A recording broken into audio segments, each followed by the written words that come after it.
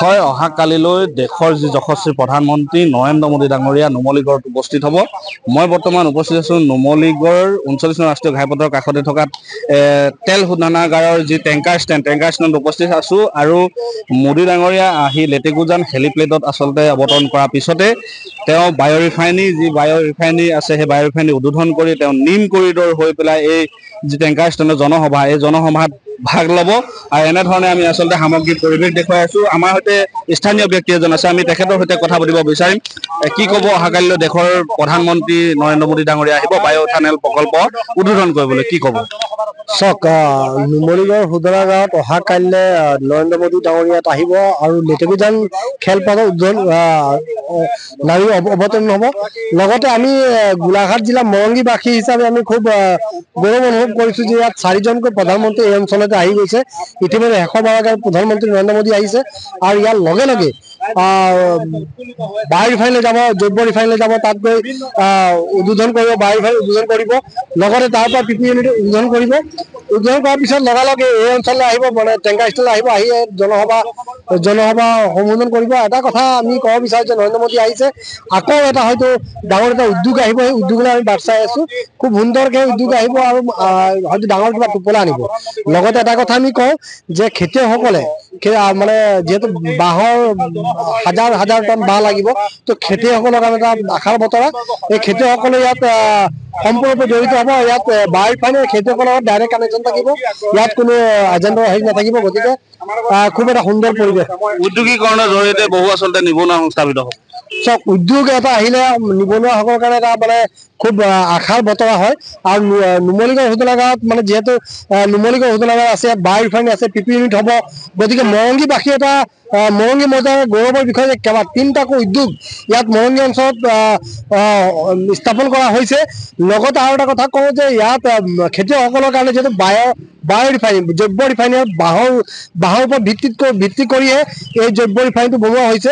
আৰু ইয়াত হাজাৰ হাজাৰ লাখ লাখ কৃষকে ইয়াত জড়িত হ'ব পাৰিব আৰু লাখ লাখ টন ইয়াত বাঁহৰ প্ৰয়োজন হ'ব। গোটেই অকলে অসমৰ বাঁহে ইয়াত সম্পূৰ্ণ হ'ব, গোটেই নৰ্থ ইষ্টৰ বাঁহ লাগিব। গতিকে বিশেষকৈ অসমৰ যিহেতু অসমৰ ওচৰতে হ'ব, যেতিয়া আমাৰ অসমীয়া ৰাইজ কিন্তু ইয়াৰ পৰা লাভান্বিত হ'ব, খিলঞ্জীয়া মানুহ লাভান্বিত হ'ব। লগতে খিলঞ্জীয়া মানুহ এই খেতিৰ যোগেদি যথেষ্টখিনি উপকৃত হ'ব। লগতে নৰেন্দ্ৰ মোদী ডাঙৰীয়া আহিব, তাক লৈ আশাৰে সকলোৱে বাট চাই আছে। উলহ মালহ পৰিৱেশ, আগন্তুক দুৰ্গা পূজা আহিছে, ঠিক তেনেকুৱা ধৰণৰ দুৰ্গা পূজা আহিলে যিধৰণে সজাই পৰাই ৰাখে, নৰেন্দ্ৰ মোদী আহিছে তেনেকুৱা সজাই পৰাই ৰাখিছে।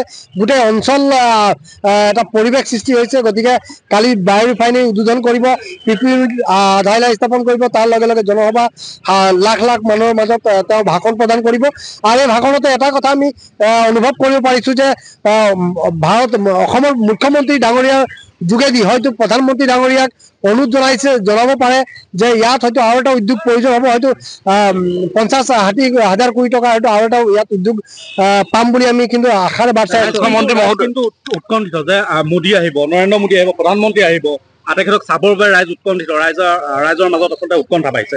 ৰাইজ আজি এমাহৰ পৰা যেতিয়া ইয়াত কাম আৰম্ভ হৈছে, গম পাইছে যে ইয়াত প্ৰধানমন্ত্ৰী আহিব, তেতিয়াৰ পৰাই ৰাইজে 14 তাৰিখৰ দিনটো কোনো কাৰণত কাম লোৱা নাই। তাৰ কাৰণে লাখে লাখে মানুহ এই অঞ্চলত যে আশে পাশে ডিষ্ট্ৰিক্ট কাৰ্বি আংলং আছে, যোৰহাট আছে, নগাঁও আছে, এই অঞ্চলৰ আশে পাশে লাগি থকা জিলাৰ সকলো ৰাইজো ইয়াত আহিব। 2 লাখৰ ওপৰত মানুহ হ'ব আৰু আমাৰ অঞ্চলৰ মানুহ উত্তৰফুল্লিত হৈ আছে। এইটো কাৰণে যে নৰেন্দ্ৰ মোদী আহিব, ওচৰৰ পৰা চাম এপাক, ঘৰৰ ওচৰত মানে আমাৰ ঘৰৰ ওচৰতে হেলিপেড নামিব, তাতে মানুহ কমচে কম 50 হাজাৰ মানুহ তাতে হ'ব। গতিকে খুব এটা আনন্দৰ এক কটকটীয়া নিৰাপত্তাৰ মাজত আচলতে প্ৰধানমন্ত্ৰীগৰাকী আহিব, এখন জনসভা সম্বোধন কৰিব, কিমান ৰাইজ হোৱাৰ সম্ভাৱনা? চাওক, কটকটীয়া নিৰাপত্তা, দেশৰ প্ৰধানমন্ত্ৰী আহিব, নিৰাপত্তাটো মানে 100% কৰিবই লাগিব। ইয়াত সাধাৰণ মানুহ ইয়াত সোমাব নোৱাৰিবই। ইয়াত অকলে শ্ৰমিকসকল আৰু প্ৰশাসনৰ লোকৰ বাহিৰে বেলেগ মানুহ সোমাব দিয়া নাই, আমি সোমাবও বিচৰা নাই। যিহেতু দেশৰ প্ৰধানমন্ত্ৰী আহিব, প্ৰধানমন্ত্ৰীৰ নিৰাপত্তাৰ ক্ষেত্ৰত যথেষ্ট মানে কোনো অৱহেলা কৰিব নোৱাৰিব। আৰু অহা কাইলৈৰ কাৰণে ইয়াত লাখ মানুহ সোমাব, 1 লাখ মানুহ, 1-2 লাখ মানুহ যেতিয়া সোমাব, তাৰ কাৰণে নিৰাপত্তা, এজন দেশৰ প্ৰধানমন্ত্ৰী আহিব, 2 লাখ মানুহ থাকিব ইয়াত। গতিকে সেই ইমান মানুহ কণ্ট্ৰল কৰাটো ইমান সম্ভৱো নহয়। গতিকে অহা কাইলৈ গম পাইছোঁ যে গোটেই গেট খুলি দিব আৰু তাত অহা কাইলৈ মানুহ ইয়াত সোমাব পাৰিব। প্ৰধানমন্ত্ৰীক আদৰিবৰ বাবে খুমটাই সমষ্টিৰ বিধায়কগৰাকীয়ে নিম আলিবাট নামেৰে এটা ৰাস্তাৰ নিৰ্মাণ কৰিছে বা প্ৰচেষ্টা লৈছে, কি ক'ব বিচাৰে? জনপ্ৰিয়তা পাইছে। চাওক, মৃণাল শইকীয়া এজন বিধায়ক অলপ বেলেগ ধৰণৰ বিধায়ক তেখেতে যেহেতু এই আলিবাটটো নিম গছ এনেকুৱা এটা গছ অক্সিজেন খুব সুন্দৰ অক্সিজেন দিয়ে আৰু নিম গছৰ উপকৃত বহুত আৰু সেই নিম গছ তাত ৰোৱাৰ কাৰণে জনসাধাৰণ যথেষ্ট উপকৃত হ'ব তাত আৰু যথেষ্ট ধন্যবাদ জ্ঞাপন কৰিছোঁ আমি মৃণাল শইকীয়া ডাঙৰীয়াক তেনেকুৱা এটা পদক্ষেপ লৈছে আৰু সেই নিম বাটেৰে যে প্ৰধানমন্ত্ৰী আহিব আৰু সেই নিম গছ খুব সুন্দৰকৈ আমি দেখিছোঁ সযতনেৰে তেওঁক সেই নিম গছবিলাক ৰোপণ কৰিছে মোৰ বিশ্বাস আছে সেই প্ৰায় 6,000 নিম গছ ৰোপণ কৰিছে আৰু সুন্দৰকৈ উলহ মালহে সেই নিম গছ ওলাব আৰু তাৰ পৰা ৰাইজৰ উপকৃত হ'ব নিম পাত বহুত প্ৰয়োজন আৰু নৰেন্দ্ৰ মোদী আহিব তেখেতক আদৰিবৰ কাৰণে নিম গছ কৰিছে নিম গছ এই আচলতে চিৰস্মৰণীয় হৈ ৰ'ব নিশ্চয় নিম গছ মানুহ নিম গছে লগাব লাগে আৰু মৃণাল শইকীয়া যিহেতু আমি গম পাওঁ তেখেতে মানে গছ লতাক বহুত ভাল পায় পৰিৱেশৰ লগত থকা এজন বিধায়ক গতিকে প্ৰকৃতিৰ লগত মিলি থকা এজন বিধায়ক গতিকে তেখেতৰ কাম সদায় সুকীয়াই আৰু তেখেতে যিয়ে কৰে আমি দেখোঁ তেখেতৰ কাম সুকীয়া গতিকে তেখেতক আমি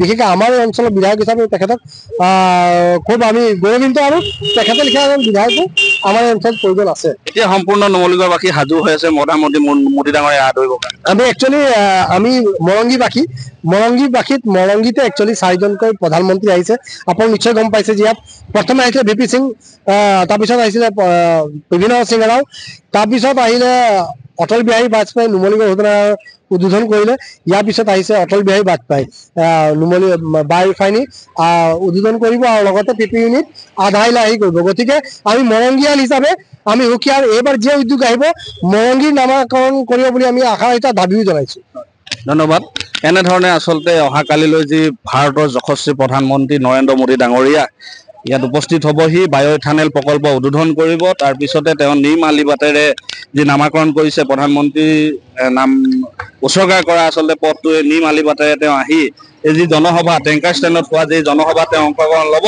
আৰু এনেধৰণে আমাৰ সহযোগী আচলতে পৰিৱেশটো দেখুৱাই আছে যিকোনো খবৰৰ বাবে যোগাযোগ কৰক 7099017330 লগতে 7099017110 নম্বৰত